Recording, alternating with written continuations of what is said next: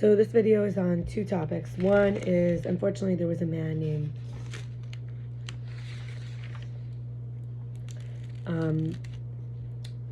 Aaron Akaberi who passed away. And I was thinking about how there was a time once when, like, this, P. Diddy, a famous celebrity, I felt he came to me in a vision.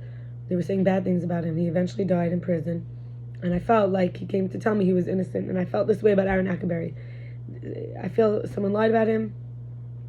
What I learned about him after the fact that he died, it feels like I really missed out on connecting with an amazing person who could have supported me in certain ways. And what I mean is that if anyone could understand, it would have been him, because based on what he'd been through. And people would say he was terrible things about him and that he was a bad person, even the devil. They blamed a lot of things on him that couldn't have been his choice. Each person makes their own choices. And there was a woman who was becoming Jewish. She did become Jewish, but before she became Jewish, she slept with him and multiple times. And he was a married man. He didn't give his wife the divorce properly. She said he didn't give his wife, the Jewish divorce, and they had relations. And I'm not superior, but I regret it if my comments caused anything to tip the scale. God forbid, because I told her, it's not right, and I made it sound like he was doing something wrong. And then, I hope that he didn't have anything drug-related, because he got electrocuted by the water. He drowned in a basement rescuing his dog, and I guess I missed him, that he existed. I feel we don't get to cancel out a person's mitzvahs, even if there was anything he did that they could say was wrong. I wish he was here. He said, I felt like I asked him, send me a message, and I saw a license plate that said 39, and I thought of, and it said, the words for heaven, and then 17. 39 was how old he was when he died. 17 means tov. So I feel like he was telling me he's good, he's in heaven.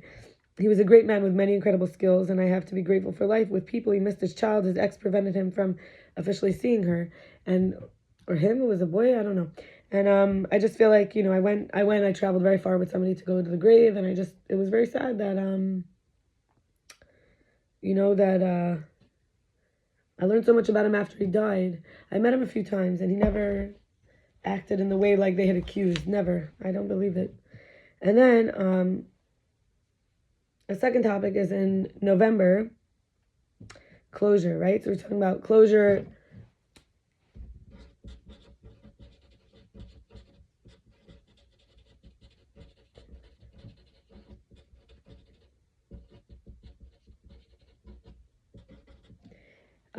So the first is a closure of a termination of a person, life on earth. And then there's a termination of a relationship. So I had a closure conversation with Aaron, dovid, kohn.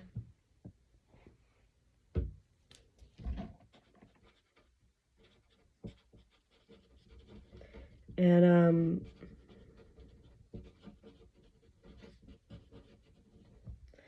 I guess learning about discipline, honesty, proactivity, one love. This we did in November, and now we're in December, so it's not that long ago. I'm finally having to catch up these writings with the daily life. One love. The truth is a password. It's how you get to the next level. And diamonds were under pressure to form. If it was a molten core of rock, it would be that pressure caused heat. And whatever we can chip away at may chip away at us too. And when you love a baby, you don't get anything back. But when you feed the connection, you make sure it doesn't die. Curiosity can be applied as a bomb, like when it's feeling exposed, criticized, insignificant, out of control. And neglect can cause damage. It's not harmless. Can always say no to contact.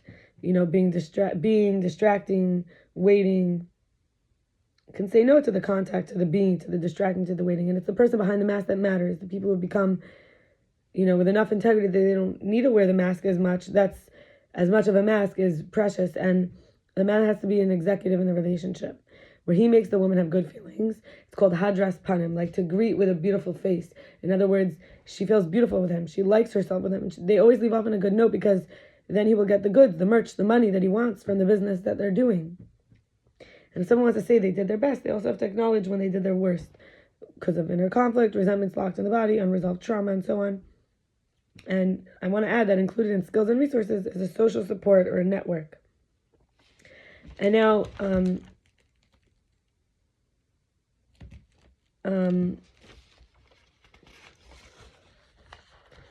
there is one more thing that I wanted to share, which is these arcs in a relationship. So this is like the transition,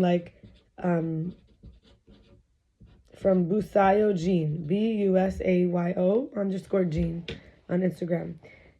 You know, where you start telling the truth, where you realize you're not opponents, where you learn to fight fair, FAIR, letting them in on your emotional struggles, financial vulnerability, where you learn to forgive properly, where emotionally literacy becomes second nature, where giving stops being conditional, where you make them feel they're never too heavy to carry, never too difficult to love, never too complex to try for, never too busy to show up for, where you stop being perfect, where peace becomes the ultimate goal, and where you are outgrowing the right person idea. I would say that's where you become the right person. Continuing from the content from Busayo Gene, where you respect your partner whether you're happy with them or not, and where the honeymoon phase never really ends.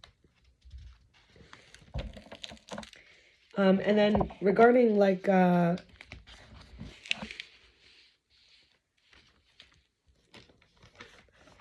difference between a partnership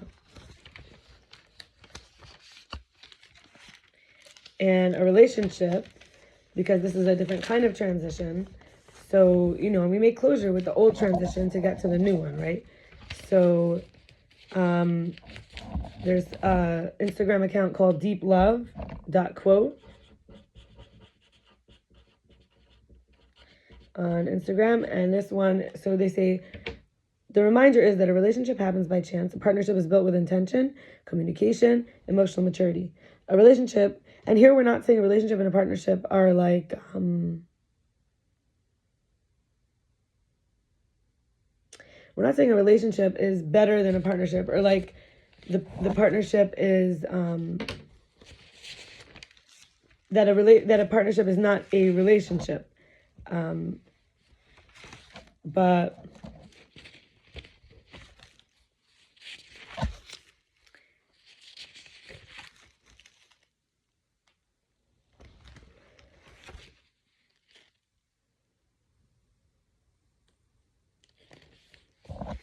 But like the idea that there is a difference between relating to each other from ego, from masks, false self, and a partnership where you partner with the two of you are on the same side, so you have to find that true self, and you're not relating through the ego.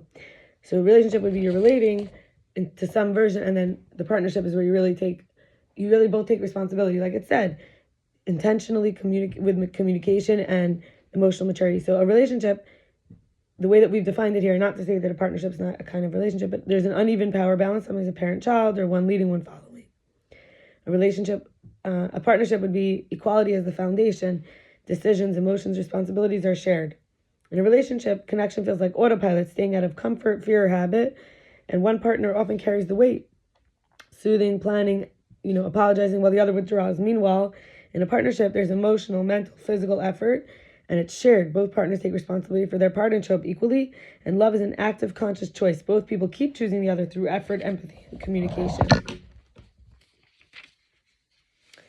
Relationship is where one part mistakes are blamed, not learned from. Growth feels one-sided or stagnant, and physical closeness may exist, but emotional intimacy feels limited. Affection can become transactional or used as leverage.